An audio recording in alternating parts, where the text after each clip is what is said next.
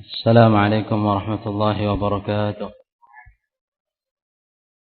إن الحمد لله نحمده ونستعينه ونستغفره ونعوذ بالله من شرور أنفسنا ومن سيئات أعمالنا. من يهده الله فلا مضل له ومن يضلل فلا هادي له. أشهد أن لا إله إلا الله وحده لا شريك له وأشهد أن محمدا عبده ورسوله. قال الله عز وجل تبارك وتعالى: يا أيها الذين آمنوا اتقوا الله حق تقاته ولا تموتن إلا وأنتم مسلمون. وقال: يا أيها الناس اتقوا ربكم الذي خلقكم من نفس واحدة وخلق منها زوجها وبث منهما رجالا كثيرا ونساء واتقوا الله الذي تساءلون به والأرحام إن الله كان عليكم رقيبا. وقال: يا أيها الذين آمنوا اتقوا الله وقولوا قولا سديدا يصلح لكم أعمالكم ويغفر لكم ذنوبكم ومن يطع الله ورسوله فقد فاز فوزا عظيما. وبعد، فإن أصدق الحديث كتاب الله وخير الهدي هدي محمد صلى الله عليه وعلى آله وسلم وشر الأمور محدثاتها وكل محدثة بدعة وكل بدعة ضلالة وكل ضلالة في النار. معاشر الحاضرين, sidang Jumat yang dimuliakan Allah Subhanahu wa taala. Di zaman-zaman terakhir ini muncul fenomena yang amat sangat memudaratkan, mengkhawatirkan. Fenomena laten kepada umat ini tidak lain dan tidak bukan adalah hubungan intim pergaulan bebas antara pria dengan wanita tanpa ada ikatan syar'i, tidak melalui jalur pernikahan, tidak mau kewajiban, tidak menginginkan tuntutan, hidup carut marut karena mereka menjadikan hawa nafsu sebagai Tuhan. Tidak takut, bahkan perasaan malu sudah tidak tersisa. Melakukan hubungan intim, mereka rekam. Baik yang melakukan ini orang-orang kufar, musuh-musuh Islam, dan diikuti oleh kaum muslimin wal muslimat, membeu kepada mereka, menjadikan video-video tersebar dan dinikmati oleh pemuda-pemuda dhi'aful iman yang memiliki keimanan yang lemah. Kehidupan mirip seperti binatang, bahkan lebih keji daripada binatang. Maka bagaimana kacamata Islam di dalam memandang perkara zina yang pertama merupakan dosa besar, bahkan menjadi lebih dahsyat dosanya apabila perzinaan terjadi pada dua golongan. Yang pertama, orang yang paling dekat jaraknya dengan pintu rumah kita. Dalam sebuah hadis yang diriwayatkan oleh Imam Al-Bukhari dan Imam Muslim dari sahabat Ibnu Mas'ud, kata beliau, "Sa'altu Nabi sallallahu alaihi wasallam ayyu dzambin a'zam?" Aku bertanya kepada baginda Rasulullah, dosa apa yang paling besar? Dosa apa yang paling dahsyat? Nabi alaihi salatu wasallam bersabda, "An taj'al lillahi niddan wa huwa khalaqak." Engkau menjadikan sekutu-sekutu, tandingan-tandingan di sisi Allah Subhanahu wa taala, padahal Dialah yang telah menciptakan engkau. Diberikan rezeki, keluarga, kenyamanan, kehidupan yang baik, tiba-tiba engkau beribadah kepada selainnya. Kemudian Ibnu Mas'ud bertanya, "Tsumma ai, apalagi ya Rasulullah? Dosa-dosa besar?" Nabi alaihi salatu wasallam bersabda, "An taqtul waladaka khasyata an yut'ama ma'ak." Engkau bunuh anakmu karena takut makan bersama engkau. Kau bunuh anakmu karena takut kefakiran. Kemudian untuk ketiga kalinya Ibnu Mas'ud berkata, "Tsumma ay, apalagi ya Rasulullah?" Nabi alaihi salatu wasallam bersabda, "An tazniya bihalalati jarik." Engkau berzina dengan istri tetanggamu. Dosa besar yang lebih besar daripada sekedar perzinahan. Bahkan dalam riwayat Imam Ahmad, Sahabat Miqdad ibn al-Aswad ditanya oleh Nabi alaihi salatu wassalam, "Madza taruna fi zina?" Apa pendapatmu mengenai zina? Miqdad mengatakan, haramun. Haramah Allah wa rasuluh. Karena diharamkan Allah dan Rasulnya. Kemudian Nabi alaihi salatu wasallam bersabda, "La an yazniya ahadukum bi 'ashrati niswa." Kalau seandainya di antara kalian berzina dengan 10 wanita, aisar lahu, lebih ringan bagi dia, min an yazniya bi halalati jari, daripada berzina dengan tetangga sebelah, putri-putri mereka. Bukan berarti kemudian zina boleh, zina haram, tapi keharamannya lebih dahsyat kalau itu terjadi pada rumah yang paling dekat dengan kita. Ini golongan yang pertama. Golongan yang kedua, berzina kepada mahram. Baik itu saudari, baik itu bibi, baik itu putri bawaan istri yang sejak kecil bersama kita, kemudian dilecehkan kehormatannya. Dalam sebuah hadis, anna rajulan masya wa ma'hu rayatun bayda. Suatu ketika ada pemuda berjalan dan membawa bendera putih, tanda akan adanya peperangan. Nabi alaihi salatu wasallam heran. Beliau bertanya, "Ilain, kamu ini mau kemana?" Nabi sallallahu alaihi wasallam enggak tahu. Tiba-tiba membawa bendera putih. "Ilain, kamu akan pergi kemana?" Sahabat itu mengatakan, "Ila rajulin tazawwaja bi imra'ati abi faqtuluhu." Mendatangi seseorang yang menikah dengan mantan istri bapaknya. Istri ayah kita, wanita yang lain, ketika sudah menjadi istri ayah maka haram untuk dinikahi. Kata pemuda tersebut, "Aku akan mendatangi seseorang yang menikah dengan mantan istri ayahnya. Faqtuluhu." Aku akan membunuh dia. Dibiarkan oleh Rasulullah sallallahu alaihi wasallam. Karena ini pelecehan kehormatan kepada orang-orang yang dianggap sebagai mahram kita. Ini yang pertama, merupakan dosa besar. Kemudian yang kedua, Nabi alaihi salatu wasallam meminta perlindungan kepada Allah subhanahu wa ta'ala dari perbuatan tersebut. Dan Nabi tidak pernah meminta perlindungan kecuali kepada perkara-perkara yang beliau takuti. Dalam hadis yang diriwayatkan oleh Imam An-Nasa'i, Nabi alaihi salatu wasallam berdoa, "Allahumma inni a'udzubika min syarri sam'i." Ya Allah, aku meminta perlindungan kepadamu dari jeleknya pendengaranku. Wa min syarri basari, dari jeleknya penglihatanku. Wa min syarri qalbi, dari jeleknya hati. Wa min syarri mani, dan dari jeleknya mani. Kemaluan. Oleh sebab itu Nabi alaihi salatu wasallam menjamin kepada kita dalam hadis Sahal bin Sa'ad As-Sa'idi radhiyallahu taala anhu wa ardhah, Nabi alaihi salatu wasallam bersabda, "Man yazmanli, barang siapa yang menjaga untukku, ma baina lihyaihi, di antara kedua bibirnya." Maksudnya lisan dia jaga. Tidak berkata kecuali yang baik. Menjauhi ghibah, namimah, celaan, umpatan. Barang siapa yang menjaga di antara dua bibirnya, lidahnya, lisannya. Wa ma baina fakhdaihi, dan menjaga di antara dua pahanya, azman lahul jannah, aku jamin bagi dia untuk surga. Diberi jaminan oleh baginda Rasulullah sallallahu alaihi wasallam yang menjaga kemaluan dan kehormatan serta kesucian dirinya. Oleh sebab itu ketika ada seseorang mendatangi Rasulullah, dia berkata, "Idzan li bizina," wahai Nabi alaihi salatu wasallam, izinkan kepadaku supaya aku bisa melakukan perbuatan zina. Mendengar ucapan sahabat tersebut, hamma bidharbihi, yang lain ingin memukul orang itu. Tidak ada, beliau kurang ajar kepada Nabi. Datang kepada beliau meminta izin untuk zina. Maka Nabi alaihi salatu wasallam dengan akhlak beliau yang baik dijawab dengan pertanyaan, "Atardhahu li ummi?" Bagaimana kalau yang dizinai ibu? Apakah engkau ridha?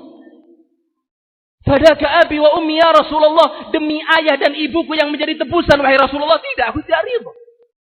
Atardhahu li ukhtik, apakah engkau ridha kalau yang dizinai saudarimu sendiri?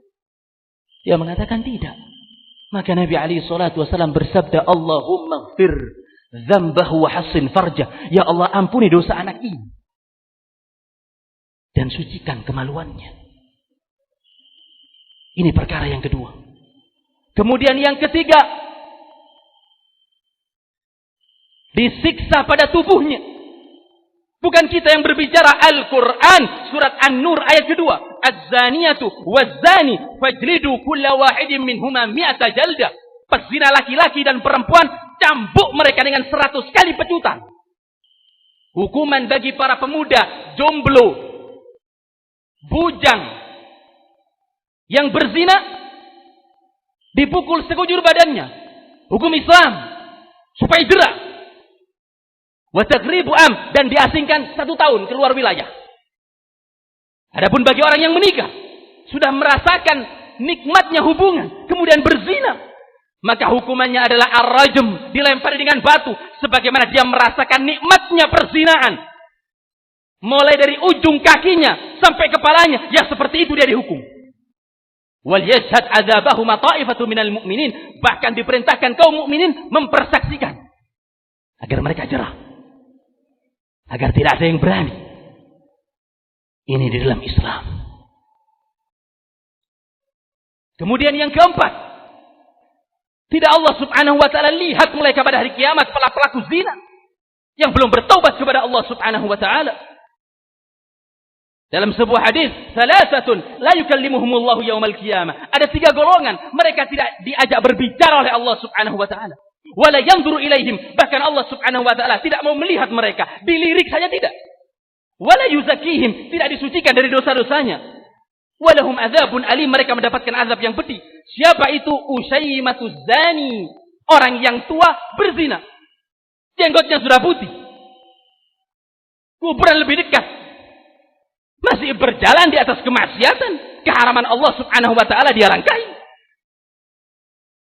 Wa ailun mustakbir, yang kedua, miskin tapi sombong, sudah enggak punya congkak, apa yang dibanggakan?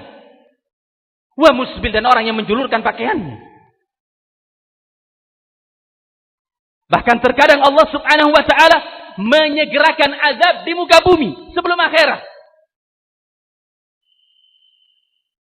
Dalam sebuah hadis Nabi alaihi salatu wasallam bersabda, "Salasatun yu'ajjil anhumullahu al-azab." Ada 3 golongan yang Allah subhanahu wa ta'ala segerakan balasan bagi mereka di dunia. Al-uquq, kedurhakaan.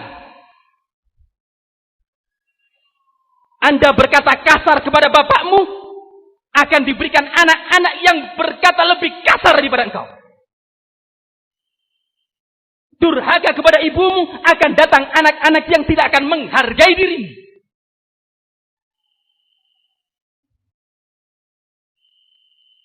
Kemudian yang kedua, qati'atir rahim, orang yang memutus tali silaturahmi. Kemudian yang ketiga, al-baghi, perzinaan. Kalau engkau berzina dengan wanita yang lain, siap-siap. Kalau engkau belum bertobat, bisa jadi putrimu disinai di rumahmu sendiri. 3 azab disegerakan oleh Allah subhanahu wa ta'ala di dunia. Kalau engkau berzina dan belum bertobat kepada Allah subhanahu wa ta'ala, bisa jadi di keluargamu akan ada yang berzina.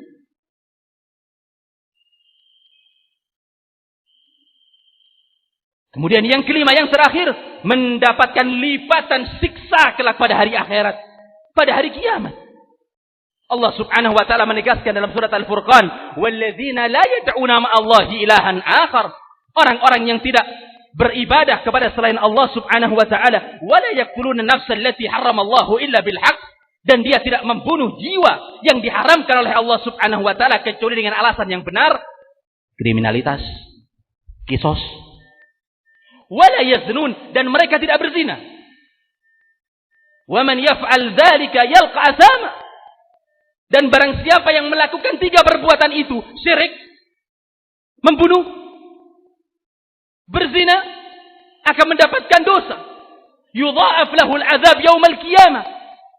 Dilipat gandakan azab demi azab, siksaan demi siksaan kelak pada hari kiamat.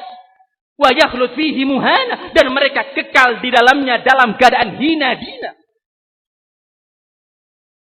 Oleh sebab itu Imam Ahmad bin Hanbal rahimahullah, beliau mengatakan, "Ma ra'aitu uqubatan asyad min az-zina ba'da al-qatl." Aku tidak pernah melihat hukuman yang lebih dahsyat setelah pembunuhan melainkan zina. Aqulu ma tasma'un wa astaghfirullah innahu huwal ghafurur rahim. Alhamdulillah hamdan katsiran tayyiban mubarakan fih kama yuhibbu rabbuna wa yarda. Wa nusalli wa nusallim ala rasulina al-mustafa wa nabiyyina al-mujtaba sallallahu alaihi wa ala alihi wa sallama tasliman katsiran mazidan ila yaumidin wa ba'd. Ma'asyiral hadirin sidang Jumat yang dimuliakan Allah Subhanahu wa taala. Hanya kepada Allah saja Subhanahu wa ta'ala kita mengadu. Menjamurnya perzinaan, tempat lokalisasi banyak dibuka, kedai remang-remang, panti pijat, sauna, plus dan plus, tempat-tempat karaoke dengan fasilitas VIP dan khusus. Mereka perdagangkan ibarat barang. Dan ini telah disebutkan oleh Nabi alaihi salatu wasallam 14 abad yang lalu. Dalam sebuah hadis yang diriwayatkan oleh Imamul Bukhari, Nabi alaihi salatu wasallam bersabda, "La taqumus saa'ah," tidak akan terjadi hari kiamat, hatta yakilla al-ilmu wa yakthura al-jahlu. Sampai ilmu sedikit, orang enggak tahu tentang perkara agamanya. Dan merebaknya kebodohan, kejahilan. Yang hak dikatakan batil, yang batil dikatakan hak. Wa yushrabul khamr, arak diteguk, khamr diminum. Wa yashfu zina, merebaknya perzinahan. Wa tadhhabur rijal wa takthurun nisa, lelaki semakin sedikit, perempuan bertambah semakin banyak. Wala taqumus saa'ah hatta takun li 50 imra'atin qayyim wahid, tidak akan terjadi hari kiamat sampai 50 wanita banding satu pria. 1 banding 50. Dan ini terjadi pada saat ini. Betapa banyak bayi yang dibuang di tong sampah. Anak tidak tahu siapa bapaknya. Perempuan sampai bunuh diri karena perbuatan tersebut. Saya tidak akan mengambil kisah dari tabloid, majalah, ataupun koran. Telinga saya menjadi saksi. 1 pekan yang lalu, hari Jumat pagi, ada nomor telepon melalui WA. Dari luar pulau, tepatnya di Sulawesi. Mengeluhkan mengenai seorang wanita yang sebenarnya akhlaknya baik, budi pekerti luhur, sholat 5 waktu. Bahkan datang bulan Ramadan dia berpuasa. Tiba-tiba memegang kaki suaminya, berjimpa menangis, bertekuk lutut, meminta maaf, mengatakan penyesalan karena sudah melakukan intim dengan 2 pria kurun waktu 2 tahun ketika suaminya tidak ada dalam rumah. Ironisnya, dilakukan di ranjang sang suami.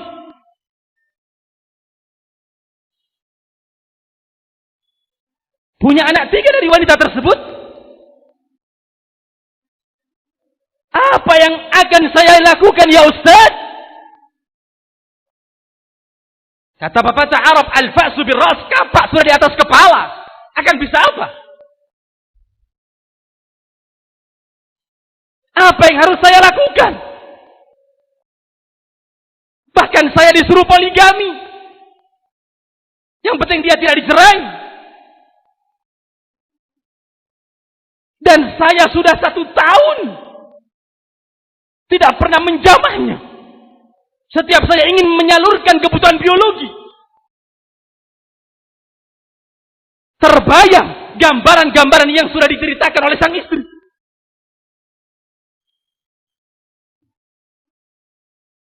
Sebabnya tidak lain dan tidak bukan adalah julasa usu, teman-teman yang jelek di kantornya, dari kalangan syaitanul ins, syaitan manusia yang berkeliaran di muka bumi, pria-pria hidung belang, kucing garong, buaya darat, yang akan menghancurkan kehormatan seorang wanita. Dan penyebab yang kedua adalah ini. Ukuran 17 cm kali 6 cm. Smartphone. Silah zu haddain. Senjata yang memiliki dua mata. Bermanfaat bagimu dan bisa membinasakan engkau. Yang akan menghancurkan rumah tangga. Menghancurkan hubungan suami dan istrinya. Menghancurkan akhlak dan moral anak-anaknya, bahkan kehormatan putrinya.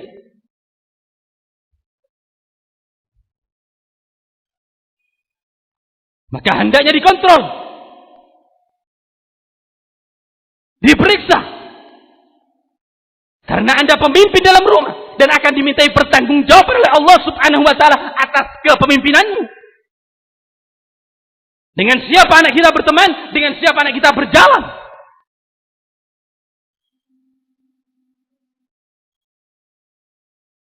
Semoga Allah Subhanahu wa ta'ala memberikan pemahaman kepada kaum muslimin.